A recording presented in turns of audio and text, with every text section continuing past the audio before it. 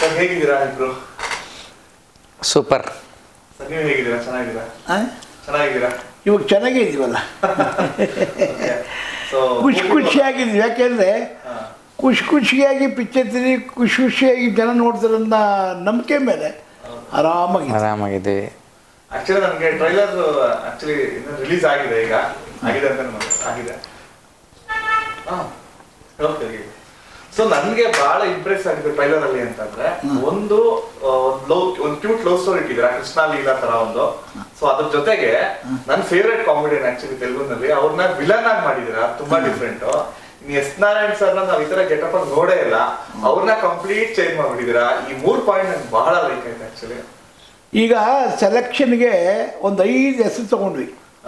5 ಜನನು ಸಖತ್ತಾಗಿ ಇದು ಮಾಡಬೇಕಾಯಿತು, ಮಾಡೋರು. ಅದರ ಕಡೆಗೆ ನಾವು ಸುಮ್ಮನೆ ಯಾರನ್ನೋ ಫೋನ್ ನಂಬರ್ ತಗೊಂಡು ಫೋನ್ ಮಾಡಿದ್ವಿ. ಅವರು ಸುಮ್ಮನೆ ಇದ್ದರು, ಆಯ್ತು ಬನ್ನಿ ಅಂದ್ಬಿಟ್ರು.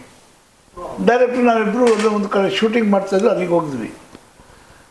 ನಮ್ಮನ್ನು ನೋಡಿದ ತಕ್ಷಣ ಅವ್ರು ನಂಬಲ್ಲ. ಏನಪ್ಪ ಇವ್ರೇನೋ ಪಿಕ್ಚರ್ ಮಾಡೋಕ್ಕೆ ಬಂದವ್ರೆ, ಏನು ಮಾಡೋ ಶಕ್ತಿ ಇದೆಯಾ ಅದು ಏನು ಹಂಗೆ ಅಂತ ಕತೆ ಹೇಳಿದ್ಮೇಲೆ ಅವ್ರು ತಲೆ ಕೆಟ್ಟೋಯ್ತು. ಕತೆ ಹೇಳ್ಮೇಲೆ ತಾನೆ ಅವರು ದೊಡ್ಡ ಕಲಾವಿದರು, ದೊಡ್ಡ ನಿರ್ದೇಶಕರು, ನಿರ್ಮಾಪಕರು, 50 ಸಿನಿಮಾ ನಿರ್ಮಾಪಕರು. ಅವ್ರ ಅನುಭವದಲ್ಲಿ ಸೋಲು ಗೆಲುವು ಕಷ್ಟ ಸುಖ ಎಲ್ಲ ನೋಡೋರು. ಜಾಸ್ತಿ ಗೆಲುವೇ ನೋಡೋರು ಜಾಸ್ತಿ. ಅವರು ಇಲ್ಲ ನಾನು ಮಾಡ್ತೀನಿ ಅಂದರು. ಡಿಫ್ರೆಂಟ್. ಇದುವರೆಗೂ ಯಾವ ಪಿಕ್ಚರಲ್ಲೂ ಎಲ್ಲಿ ಏನೂ ಮಾಡಿಲ್ಲ ಅವರು. ಆ ಥರ ಪಾತ್ರ ಇದು. ಇದು ಬೇಕಾದ್ರೆ ಚಾಲೆಂಜ್ ಮಾಡ್ತೀನಿ. ಬೇಕಾದ್ರೆ ಇಲ್ಲಿ ನಮ್ಮದು ನಿಮ್ಮದು ಬರಲ್ಲ, ಪಾತ್ರಕ್ಕೆ ತಕ್ಕನಂಗೆ ಮಾಡಿದ್ದೀವಿ ನಾವು. ಪಾತ್ರಕ್ಕೆ ತಕ್ಕನಂಗೆ ಇರೋರನ್ನೇ ಕರ್ಕೊಂಬಂದು ಮಾಡಿಸಿದ್ದೀವಿ. ಯಾರ್ಯಾರು ಏನೇನು ಮಾಡಬೇಕು ಅದೇ ತರಹ ಹುಡುಕಿ ಒಂದು ಸ್ವಲ್ಪ ನಿಧಾನ ಆದರೂ ಚಿಂತೆ ಅಂತೇಳಿ ಮಾಡಿದ್ವಿ. ಅದ್ರ ಜೊತೆಗೆ ಸಪ್ತಗಿರಿ ಅವ್ರು ಮಾಡಿರೋದು ಆಕ್ಚುಲಿ ನಂಗೆ ತುಂಬಾ ಇಂಪ್ರೆಸಿವ್. ಅವ್ರು ಇದೊಂದು ವಿಲನ್ ತರ ಮಾಡಿಲ್ಲ, ಕಾಮಿಡಿಯನ್ನೇ ವಿಲನ್ ತರ ಮಾಡಿದ್ದಾರೆ ತೆಲುಗು ಸಿನಿಮಾದಲ್ಲಿ. ಫಸ್ಟ್ ಟೈಮ್ ಕನ್ನಡ ಇಂಡಸ್ಟ್ರಿ ತಂದಿರೋದು ಆಕ್ಚುಲಿ ನಿಮ್ಗೆ ಸಲ್ಲುತ್ತೆ. ಈಗ first time Kannada cinema approach ಮಾಡಿದ್ರೆ ಅವ್ರು ಹೇಗೆ ರೆಸ್ಪಾನ್ಸ್ ಮಾಡಿದ್ರು? ಇಲ್ಲ, ತುಂಬ ಚೆನ್ನಾಗಿ ರೆಸ್ಪಾನ್ಸ್ ಮಾಡಿದ್ರು. ಆ್ಯಕ್ಚುಲಿ ನಮ್ಮ ಹೀರೋ ಅವ್ರ ಜೊತೆಗೆಲ್ಲ ಆ್ಯಕ್ಟ್ ಮಾಡಿದ್ರಲ್ಲ, ಸೊ ತುಂಬ ಒಂಥರ ಫ್ಯಾಮಿಲಿ ಫ್ರೆಂಡ್ ಥರ ಅವರು.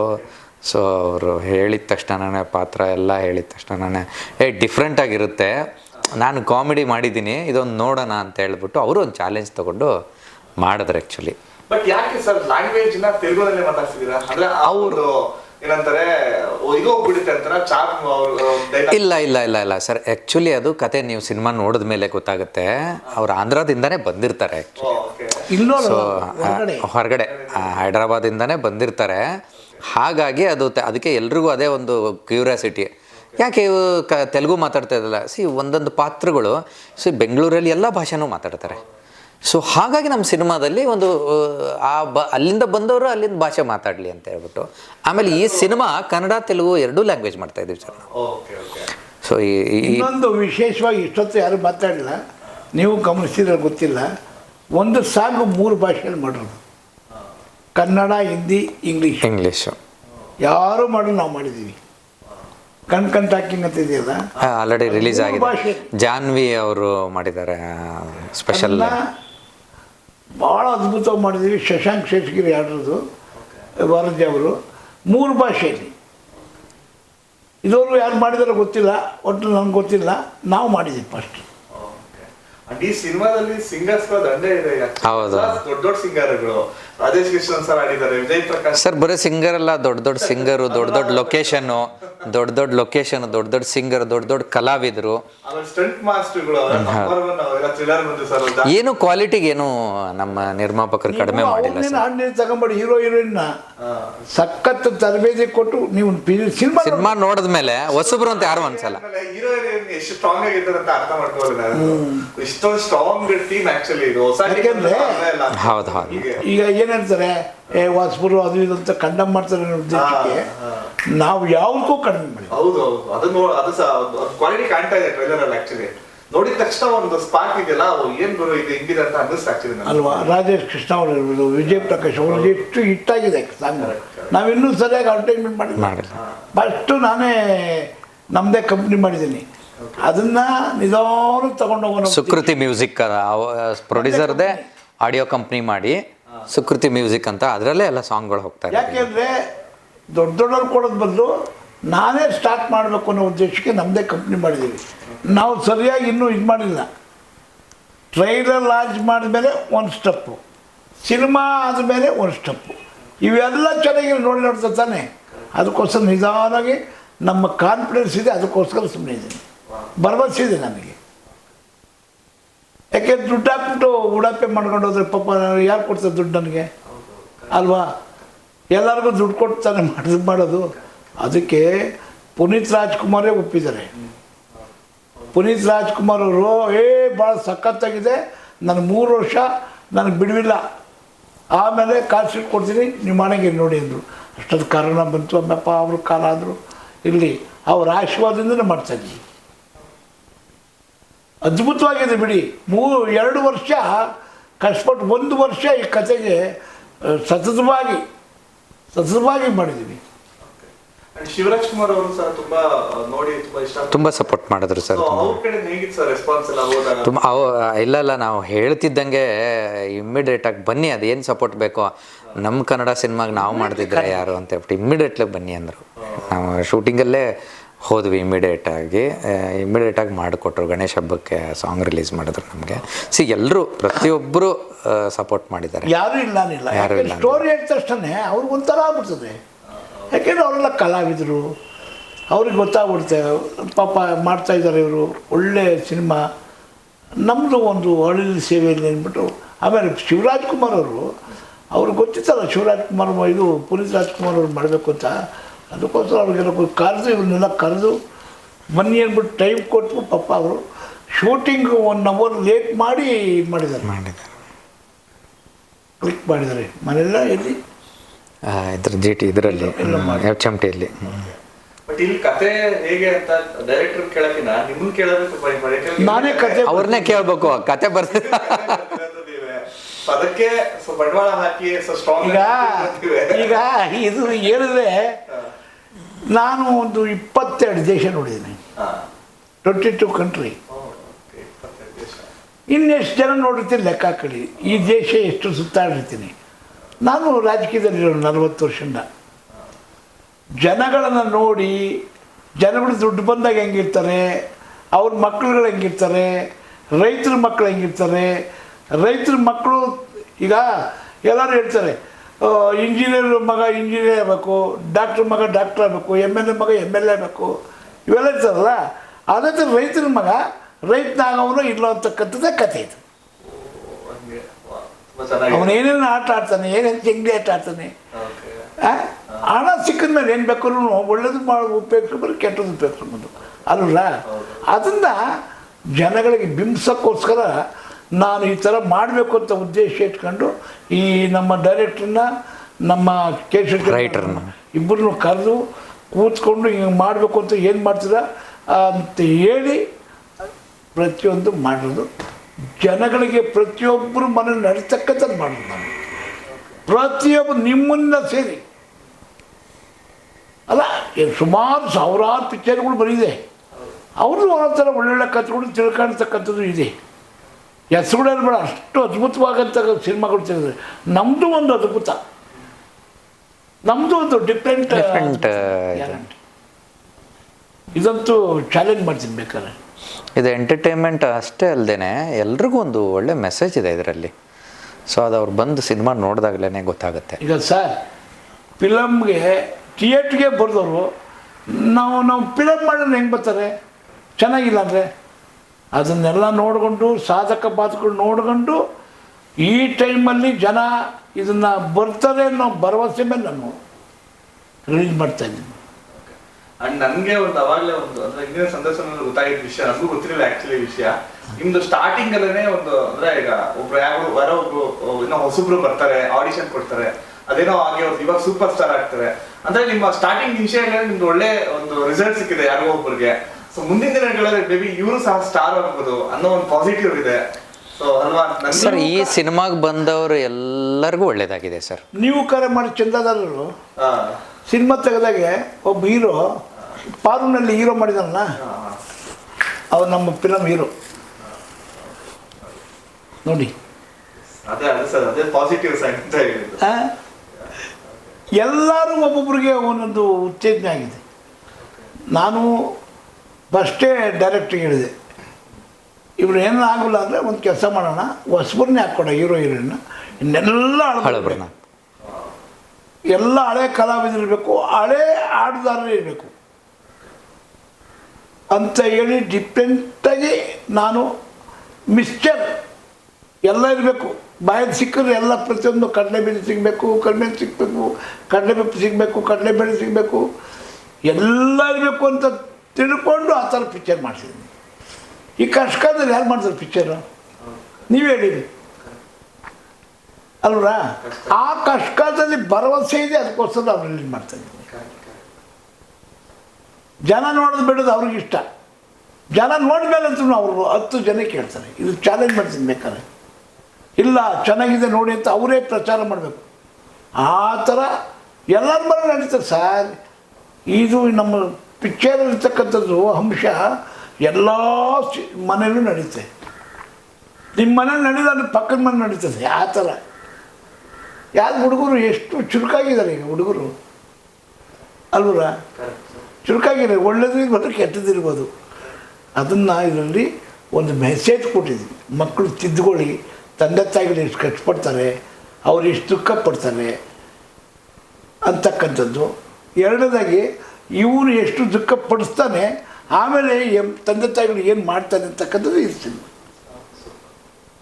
ಸರ್ ಆ್ಯಂಡ್ ಈಗ ಅಂದರೆ ನಿಮಗೆ ಹೇಳ್ದಂಗೆ ಅವಾಗಲೇ, ಸೊ ಈ ಸಿನಿಮಾಗೆ ರಶ್ಮಿಕಾ ಮಂದವರು ಆಡಿಷನ್ ಕೊಟ್ಟಿದ್ರು ಅಂತ ಹೇಳ್ತಿದ್ರೆ, ಅವರು ಆಡಿಷನ್ ಕೊಟ್ಟಾದ್ಮೇಲೆ ಮತ್ತೆ ಅವ್ರು ಕರೆ ಮಾಡಿಲ್ವಾ ನಿಮ್ಗೆ, ಈ ತರ ನಾನು ಸಿನಿಮಾ ಹೇಳಿದ್ನಲ್ಲ ಏನಾಯ್ತು ಅಂತ ಏನು ಕೇಳಿದ್ರು? ಇಲ್ಲ ಕಮ್ಯುನಿಕೇಶನ್ ಅಲ್ಲಿ ಇದ್ರು. ನಾವು ಅವ್ರಿಗೆ ಹೇಳಿದ್ವಿ, ನೀವು ಡ್ಯಾನ್ಸ್ ತುಂಬ ಚೆನ್ನಾಗಿ ಮಾಡ್ತೀರಾ, ಸ್ವಲ್ಪ ಆ್ಯಕ್ಟಿಂಗು ಸ್ವಲ್ಪ ಕಲೀರಿ, ಇನ್ನೂ ಸ್ವಲ್ಪ ತಯಾರಿ ಮಾಡ್ಕೊಳ್ಳಿ, ನಮ್ಮದು ಪ್ರಿಪ್ರೇಷನ್ ನಡೀತಾ ಇದೆ ಅಂತ ಹೇಳ್ಬಿಟ್ಟು.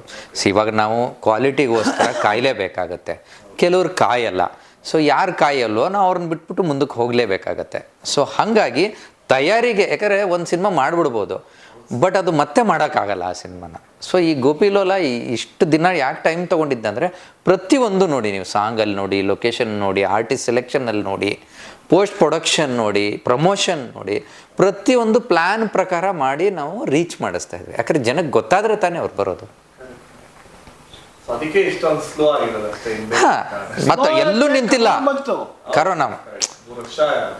ಆಮೇಲೆ ಇನ್ನೊಂದು 3 ಪಿಕ್ಚರ್ ಮಾಡಿದ್ರಲ್ಲ, ಇದಾದ ಫಸ್ಟ್ ಪಿಕ್ಚರ್ ಇದು ಗೋಪಿಲೋಲ. 3 ಪಿಕ್ಚರ್ ಮಾಡಿದ್ವಿ, ಗ್ಯಾಪಲ್ಲಿ ಮತ್ತೆ ಬೇರೆದು ಸ್ಟಾರ್ಟ್ ಮಾಡಿದ್ವಿ. ಯಾಕಂದರೆ ಇದು ತಯಾರಿ ಇನ್ನೂ ಟೈಮ್, ಯಾಕಂದರೆ ಇದು ದೊಡ್ಡ ಸಿನಿಮಾ, ಸ್ವಲ್ಪ ಇದಕ್ಕೆ ತಯಾರಿ ಮಾಡೋಣ ಅಂತ ಹೇಳ್ಬಿಟ್ಟು ಇನ್ನೊಂದು ಅದ್ಭುತವಾದಂಥದ್ದು ಛಲಗಾರ ಕತೆ ಸಿಕ್ತು, ಅದನ್ನು ಹೇಳಿದೆ. ಹಂಗಂದ್ರೆ ಮಾಡಿ ಅಂದರು. ಒಂದು 4 ಜನಕ್ಕೆ ಇದು ಒಂದು ಒಳ್ಳೆ ಮಾದರಿ ಆಗುತ್ತಾ, ಮಾಡಿ ಅಂತ. ಹೌದು, ಆಕ್ಚುಲಿ ನಿಮ್ದು ಕಾಂಬಿನೇಷನ್ ನೋಡಿದ್ರೆ ನನಗೆ ಹಂಗೆ ಅನ್ಸುತ್ತೆ.